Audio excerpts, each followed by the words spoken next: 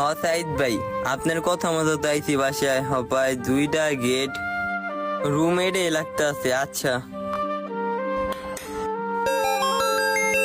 হ্যাঁ, কে? দাঁড়ান, আসতাছি।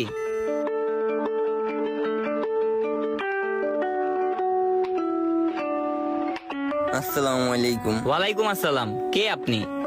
সাইদ ভাই পাঠাইছে। ও, সাইদ পাঠাইছে। বাসায় আসতে কোনো কষ্ট হয় নাই তো? না ভাই, কষ্ট হয়নি। আচ্ছা, আসো আসো, জুতা খুলে আসো।